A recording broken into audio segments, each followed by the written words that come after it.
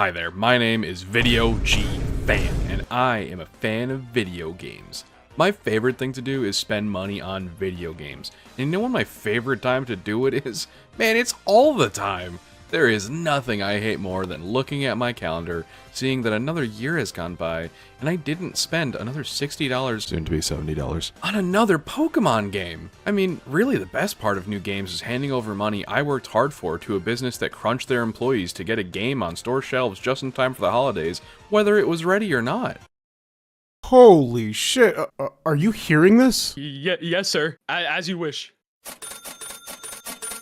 It's a known fact to most people that the Pokemon franchise aims for yearly releases in order to keep the Pokemon machine grinding out. New anime, new cards to sell, new merch to push, these brakes cannot be pumped. Recently though, there have been some reports that one of my favorite gaming companies in this post-microtransaction hellscape, SEGA, also aims to join in on the extortion. This scares the hell out of me. They produce both my favorite and second favorite video game series in Sonic and Persona, as well as another titan of the industry in Like a Dragon. The report states specifically they want to see to it that these three are annual series with new entries every calendar year. And I gotta tell you, I'm immediately not in love with that. I'd say yearly releases is an inherently bad practice that hurts everyone involved. Today, I want to discuss what makes yearly releases so awful, how it already has and could affect the franchises I hold nearest and dearest to my heart, and what I believe is the best case scenario to see this plan work out best for everybody. Because I think we've actually already seen some promise for from most of the franchises I'll talk about. The yearly release is a practice I've seen more discussion about in the previous years as the controversy and discourse surrounding it changes. Back in the 90s or 2000s, releasing a game in a franchise every single year was a pretty common deal for tons of franchises, including the main two I'll be discussing in this video. If you were a Mega Man fan back then, you know what I'm talking about, and not all those games are so bad. The difference is, what an annual release in practice meant for a franchise has drastically changed between now and then. It's well documented how the cost, time commitment, and manpower of game development has risen exponentially these last couple of hardware generations. What used to be achievable with a much smaller operation working with much less time and resources just isn't anymore. To release a finished, polished product that's going to give you an experience worth dropping 60 to 70 big ones on, you're going to need more than a year in most cases.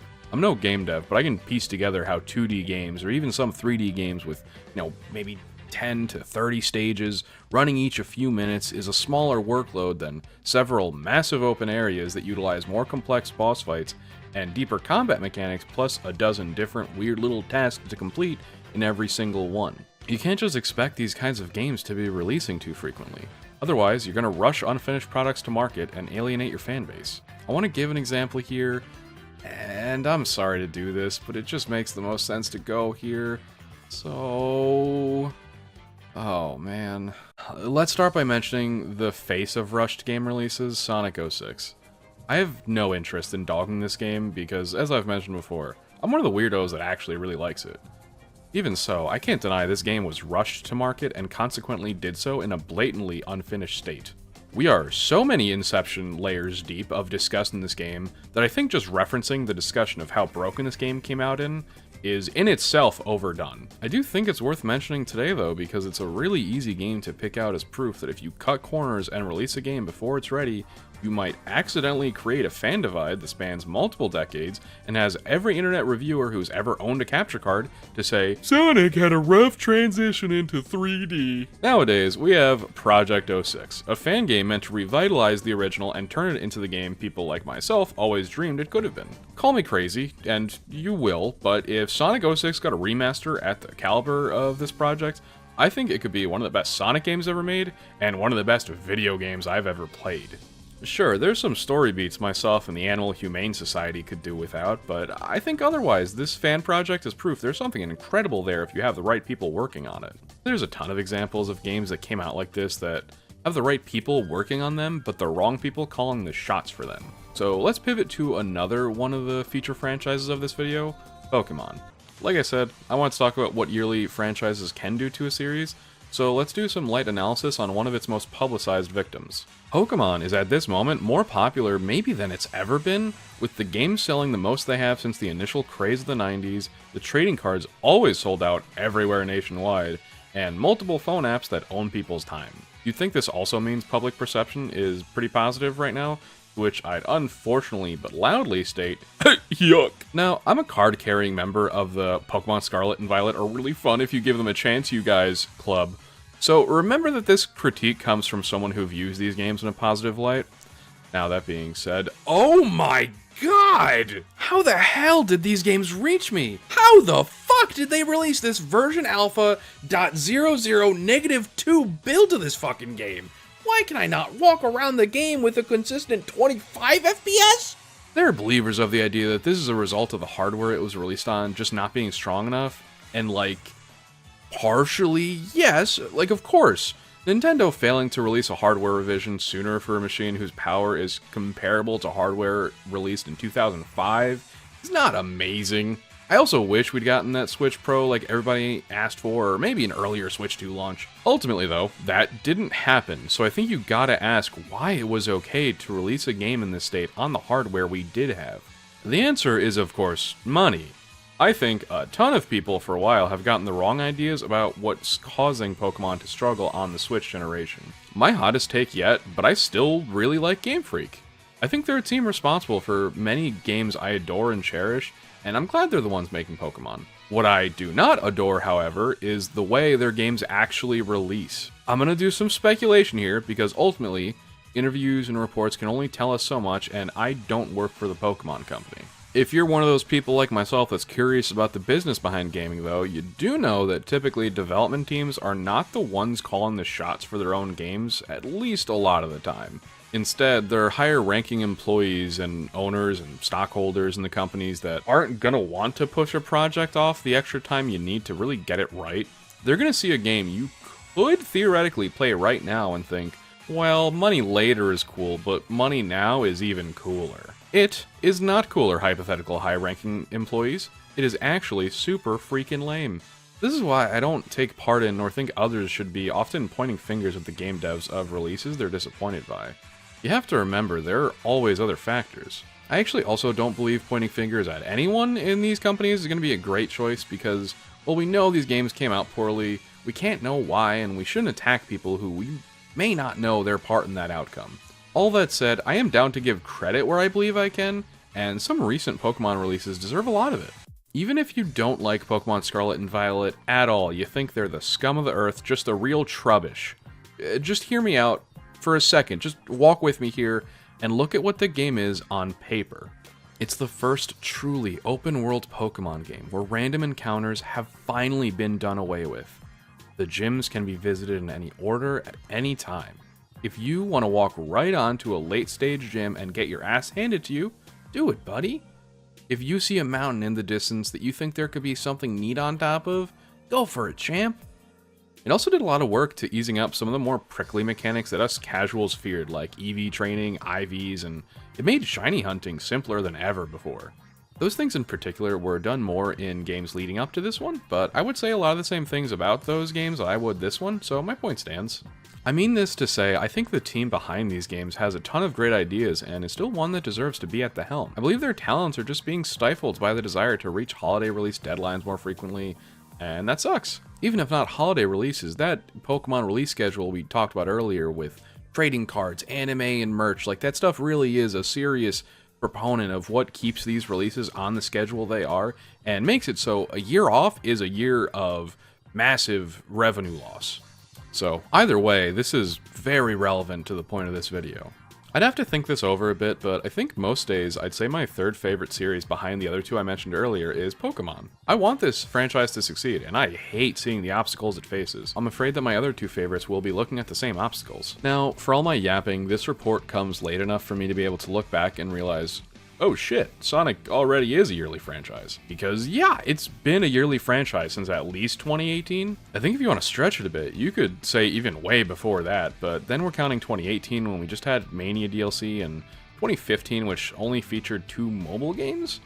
Even so, we've seen Sega consistently put out new Sonic games every year for at least 5 years now. As I'm sure most of you know, we've seen the Blue Blur reach higher heights than he has in a while these last few years, thanks to the success of his movie franchise. So maybe alongside that commercial success came just as much critical success with absolutely no controversy, a consistent release schedule that never had any games rushed to market, and then created a further gap in an already divided fan base. No, that's not what happened at all. In that time frame, we got a few releases, and I want to discuss them all, some in depth and some in brief. In 2019, we got Team Sonic Racing, a fantastic racing game spin-off that was just great and I only have praise for. In 2020, we got Mario and Sonic at the Tokyo Olympics. I have nothing to say about this game, I've barely played it, and it adds nothing to this video. 2021, Sonic Colors Ultimate. Oh dear, oh boy. This game was outsourced to a new studio who hadn't worked with SEGA before, and it was a disaster. An unmitigated disaster, the likes of which I don't think we could have fairly asked them to see coming.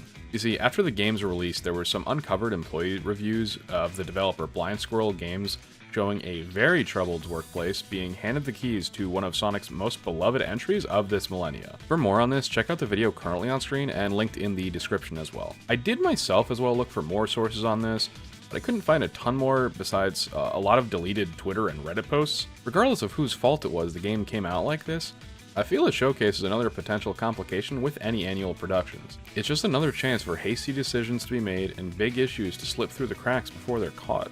Again, I don't and cannot know the exact reasons that is what happened or if it isn't why, but I do have the right to see a messy release that I paid full price for upon release and be bummed out about it. I want to mention, Sonic Colors Ultimate is a remaster I'm really happy we got because now I have a way to play one of my favorite 3D Sonic games, officially in 60 FPS. At the same time, I was among the many people whose save file corrupted 4/5 of the way through during my first playthrough. I think it's fair to say that if this game didn't have as many deadlines as it did, as with, any project that comes out nowadays, there would have been more chances for this kind of thing to be caught before it released. I mean, seriously, where is the quality control on this stuff? June of 2022, we got Sonic Origins. Okay, remember all that stuff I said about not pointing fingers? I think in this case we can at the very least do some anti-finger pointing and pull it right away from the development team. This game, like the last, came out in a broken and buggy state, as is concerningly common now for Sonic remasters.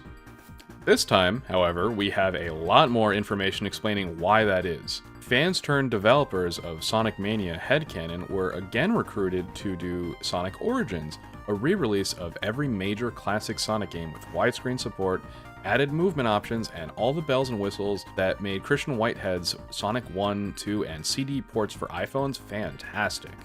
For years, us Sonic fans were clamoring for Sonic 3 and Knuckles to get this treatment, and for those iPhone versions to be made available across all platforms, and we finally got it! This should be an exclusively awesome thing, but time crunch. Headcanon developer HC Stealth put out a long Twitter thread upon this game's arrival, revealing Sega pushing deadlines and then making changes to the work their team submitted without their approval. He was quoted as saying, "We knew going in that there would be a major time crunch, and we worked ourselves into the ground just so this would be made and released." Later in the thread adding, "We asked to do major fixes near submission but weren't allowed due to submission and approval rules. We asked about delays early and repeatedly, but were told they weren't possible. We offered to come back for post-release fixes and updates. We do not know yet if this is happening." Although we did end up getting those post-release fixes and updates, it doesn't change the experiences of the day one players. I'm not saying this is the end of the world or anything, but it does stink. We could have gotten a more finished, complete product from a team who wanted to provide us with as much. Instead, Sonic Origins was sent out as is despite the warnings and wishes of the team that put it together in order to see a profit sooner.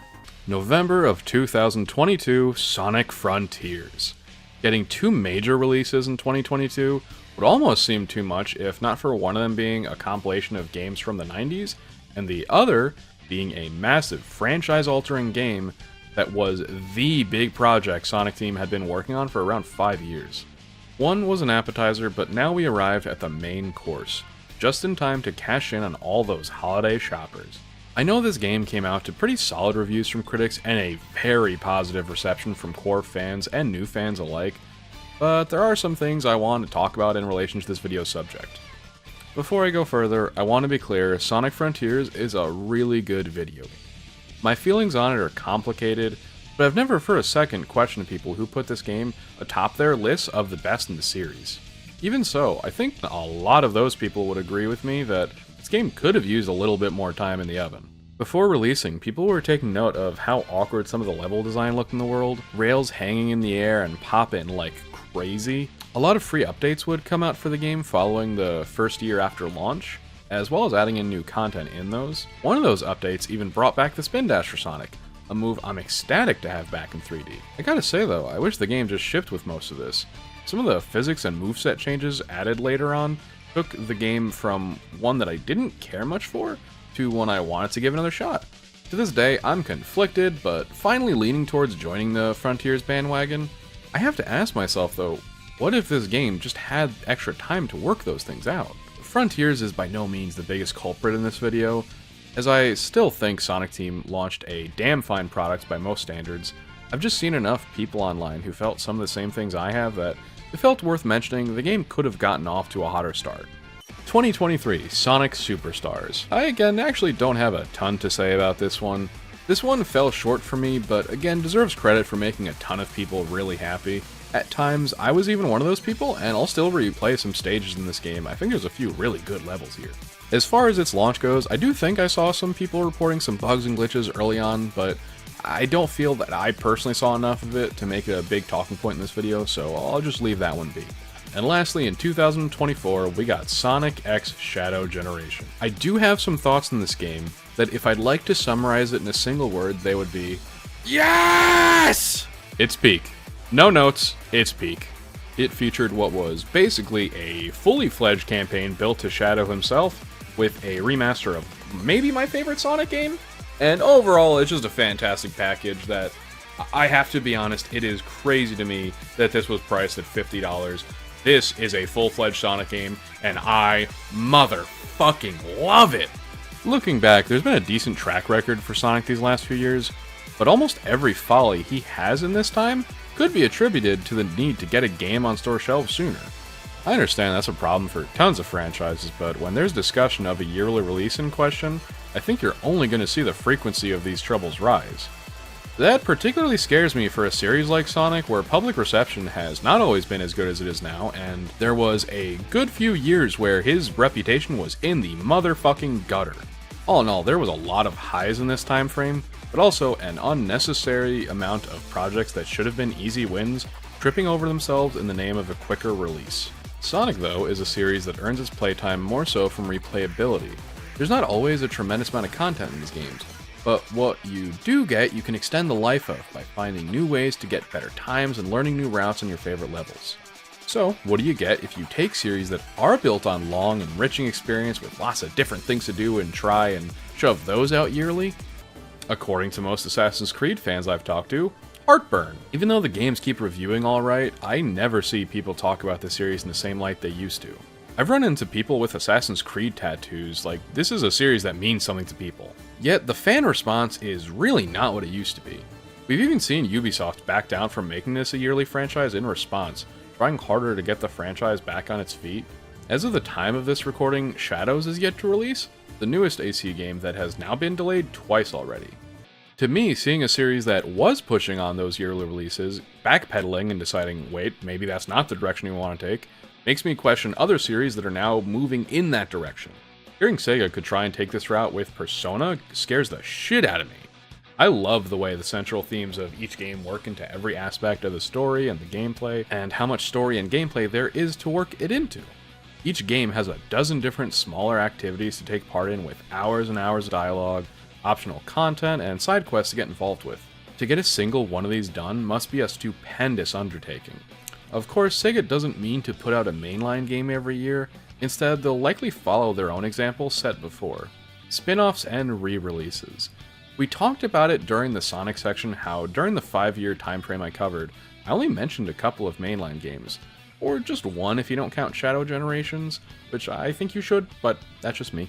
This helps assure that not only do you see a new game every single year, but it won't necessarily be dog shit. Also gives a chance to broaden the series' horizons, working with new teams, discover new developers you want to work with, and keep entries coming while the main team works on the next big installment. While this does diminish some of the stress of the annual release machine, I don't think it's enough. Each of those smaller projects have their own time windows and deadlines they have to meet. The burden is lessened, sure, but not gone. We all know that in the gaming development landscape, crunch is a constant. Time after time, we see the workers behind our favorite medium pushed past their limits to make the deadline set before them. That's what an annual release is, a massive deadline. Every year, another project has to be finished. Sure, with the perfect management and planning, it should be possible to put out a quality video game for people to play once a year with the utilization of your capital and several different teams. That's the catch though, no plan is perfect. What happens when projects fall behind schedule and now the release you planned for this year won't be ready until next year? Well, that's when all the bad shit I've been yelling about for the last 20 minutes comes into play. I don't like the idea of yearly game releases because I believe it's just another thing to contribute to all the different problems that plague the industry already. We're seeing companies time and time again put short-term profits over long-term gains, and a lot of people are getting hurt in the process. Layoffs are running rampant across the gaming space as higher-ups try to find ways to cut costs and make more money this quarter than they did last quarter. Annual games means more projects with unrealistic expectations and deadlines set to make more money quicker and sooner. Sure, the diversification of the media in question helps a ton, no doubt. We don't get mainline Pokemon or Sonic games every year because that's just not possible. Even so, for us fans, even those smaller projects are a big deal to us. I didn't mention Pokemon Brilliant Diamond or Shining Pearl in this video to this point, but guys, Sinnoh remakes have been the topic of discussion online for quite a long time now. As a Sinnoh baby myself, these break my heart!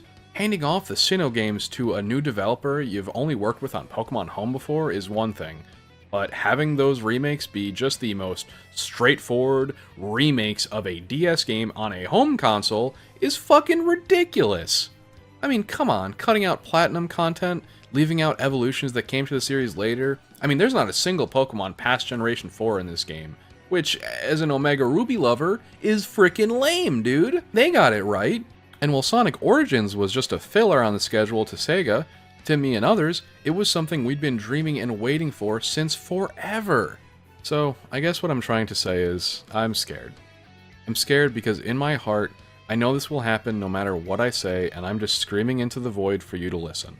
At the same time, I want to hold on to hope that the better means to make this practice work are deployed, and it doesn't hurt the quality of the releases I care most about. I do want to try and leave on a positive note today, so let's try and talk about some of the successes we've seen in the past few years with this. I already talked about some of Pokemon's wins, but to this point in the video, I haven't mentioned much about Legends Arceus, a bold new direction for the series that involved totally new design elements where instead of leading your team into battle, you're instead putting your own ass on the line and risking getting it beat in a fight. In the Sonic department, I never mentioned The Murder of Sonic the Hedgehog, a visual novel developed by the SEGA Social team for Steam. It's one of the silliest things the series has done in a while, and it's something really special. I also think it's exactly the kind of thing that does help a yearly release schedule work out better, giving new, smaller teams a shot to make smaller projects that are still just as fun and enjoyable for the fan base. Although I glossed over it before, I want to again say, I love Team Sonic Racing.